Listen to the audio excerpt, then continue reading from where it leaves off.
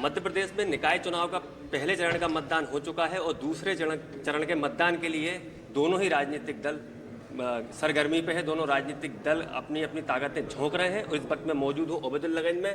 पूर्व केंद्रीय मंत्री सुरेश पचौरी जी हमारे साथ मौजूद हैं, उनसे बात कर लेते हैं। वो भी आज ओबेदुल्लागंज में नगर परिषद के 15 प्रत्याशियों से आज वन टू वन चर्चा करने आए थे। अब देखते हैं कि वो क्या मूल मंत्र आज प्रत्याशियों को आपने दिया है जीत का, वो कौन सा मंत्र है जो आज आपने? देखिए, जैसा आपने बताया कि मध्य प्रदेश में नगरीय निकाय के चुनाव का प्रथम चरण का मतदान हो गया है, दूसरे चरण का मतदान होना है।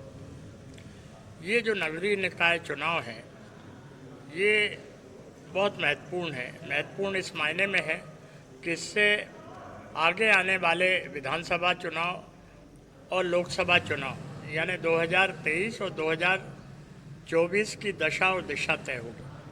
रही बात ओबेदुल्लागंज नगर पंचायत के चुनाव की, तो ये चुनाव में बहुत कुछ बातें साफ होना है।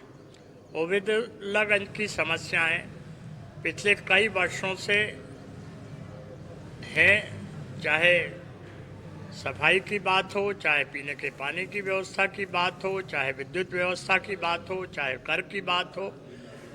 और लंबे अरसे से कांग्रेस का कब्जा यहाँ नहीं रहा है, भारतीय जनता पार्टी का कब्जा रहा है। लेकिन भारतीय जनता पार्टी जन समस्याओं को दरकिनार कर लोगों की अपेक्षाएं पूरी नहीं कर पाई। आज आवश्यकता इस बात की है कि जो महत्वपूर्ण समस्याएं, चाहे जैसे टोल टैक्स ज़्यादा वसूली हो रही है, जैसे रेलवे के स्टॉपेज यहाँ विभिन्न ट्रेनों के ओबेदुल्लागंज में होने चाहिए। केंद्र में भारतीय जनता पार्टी की सरकार है, मध्य प्रदेश में भारतीय जनता पार्टी की सरकार है। अगर ट्रेन के ओबेदुल्लागंज में स्टॉपेज की बात आए तो भारतीय जनता पार्टी को देखना चाहिए कि वो हो। अगर टोल टैक्स में ज़बरदस्ती वसूली हो रही है, अगर ओबेदुल्लागंज में सफाई नहीं हो पा रही है, कर ज़्यादा लिए जा रहे हैं जनता से, तो ये प्रदेश सरकार को देखना चाहिए। तो नगरीय निकाय चुनाव में ये महत्वपूर्ण मुद्दे हैं। आज प्रदेशवासियों के सामने अहम सवाल है कि जो 17-18 वर्षों से शिवराज सिंह चौहान मुख्यमंत्री रहे, उन्होंने प्रदेश के हित के लिए क्या किया। दूसरी तरफ 15 महीने कमलनाथ जी रहे, उन्होंने प्रदेश के लिए क्या किया। चाहे किसानों की कर्जा माफ़ी की बात हो, लगभग 26 लाख किसानों का कर्ज माफ़ किया। 100 यूनिट बिजली 100 रुपये में देने की बात हुई। आज हम जब लोगों से बात करते हैं, भैया बिजली के बिल की क्या हालत है, वो कहते हैं भैया बहुत आ रहा है।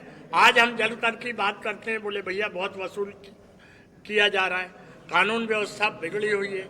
आए दिन आदिवासियों पर, हमारे दलित वर्ग के लोगों पर अत्याचार हो रहे हैं, लेकिन पुलिस और प्रशासन इस दिशा में कोई काम नहीं कर रहा है, बल्कि तह में जाते हैं तो अत्याचार करने वाले भारतीय जनता पार्टी से जुड़े हुए निकलते हैं। उस डर से प्रशासन और पुलिस को जो कार्रवाई करनी चाहिए वो नहीं कर पाते। ऐसे अनेक मुद्दे हैं। स्थानीय मुद्दों पर नगरीय निकाय का चुनाव होगा, प्रदेश में इसका असर पड़ेगा, तो प्रदेश के जो मुद्दे हैं उस पर भी चुनाव होगा। इसलिए बहुत महत्वपूर्ण है। आपने जो प्रश्न किया कि मैंने कांग्रेस के उम्मीदवारों से चर्चा करने के लिए आया हूँ, हाँ मैंने चर्चा की है। वो बहुत उत्साहित हैं, उनका कॉन्फिडेंस बढ़ा हुआ है, उनकी जीत सुनिश्चित है और हमें उम्मीद है कि ओबेदुल्लागंज में जो मतदान 13 तारीख को होगा उसमें कांग्रेस को कामयाबी मिलेगी। सर, दूसरा एक और सवाल था मेरा कि जैसे कि लगातार जो 4 जबलपुर, ग्वालियर, भोपाल, इन सभी जगहों में लगभग पहले चरण का मतदान हो चुका है। कहीं 60, 50, 51, ये वोटिंग परसेंटेज जो कम हुआ है उससे क्या दिख रहा है, कहाँ किसको फायदा मिला? डिपेंड करता है कि वोटिंग परसेंटेज किस वार्ड में कम हुआ है, किस बूथ पे कम हुआ है। हमने वो एनालिसिस की है। जैसे भोपाल मध्य है तो किस पोलिंग पे वोट ज़्यादा डाले और किस पे कम डाले, मैं खुल के नहीं बोलना चाहता हूँ, लेकिन वो हमारे अनुकूल हुआ है। भोपाल नॉर्थ में वोटिंग परसेंटेज बढ़ा है। हमने जब वहाँ के प्रत्याशियों से बात की तो वो वोटिंग परसेंटेज बढ़ा हुआ हमारे माकूल हुआ है। हमने जब गोविंदपुरा में बात की तो जो वोटिंग परसेंटेज कम हुआ है वो हमारे हिसाब से ठीक हुआ है।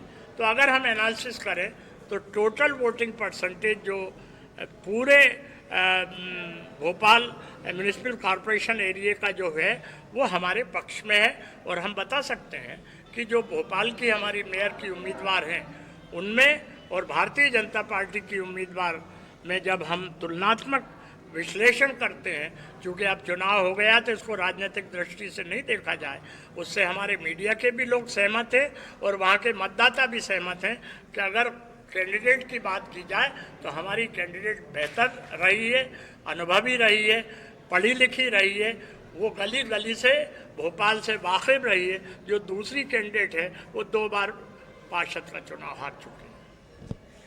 इसी तरीके से जैसे कि जबलपुर, ग्वालियर और इंदौर में क्या लगता है कि आप अपने मेयर बना पाएंगे? देखिए, मेरा जाना भोपाल तो रहा ही बहुत ज़्यादा, लेकिन मेरा इंदौर और ग्वालियर भी कमलनाथ जी के साथ जाना रहा है। इंदौर में जो संजय शुक्ला मेयर के कैंडिडेट हैं वो जन जन के चहेते बन गए।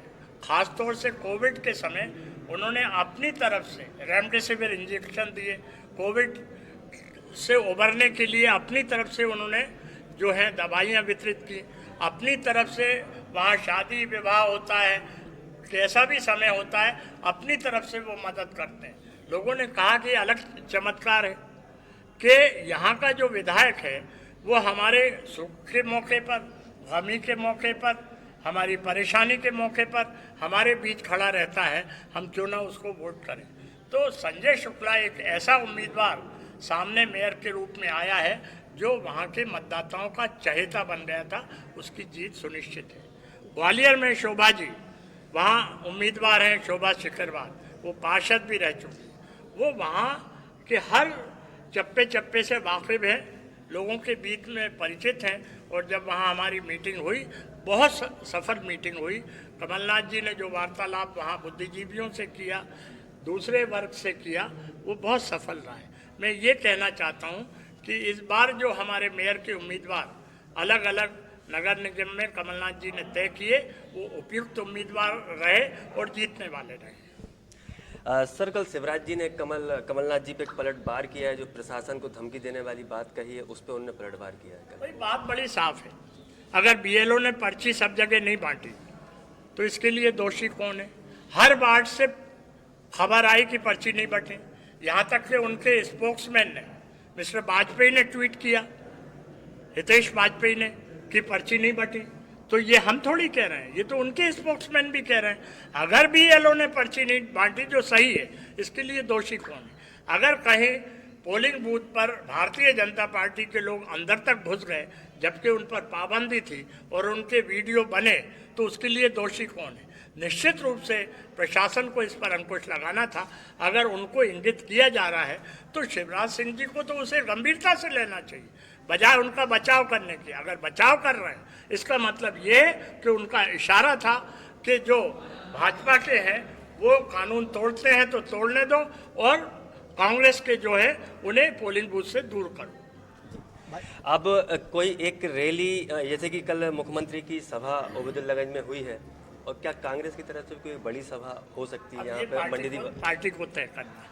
ठीक है, ये थे पूर्व केंद्रीय मंत्री सुरेश पचौरी जी। इनका साफ तौर पर कहना है, इन्हें ओबेदुल्लागंज से जुड़े हुए मुद्दे भी उठाए हैं, ट्रेन स्टॉपेज का मुद्दा उठाया, टोल टैक्स का मुद्दा भी उठाया है।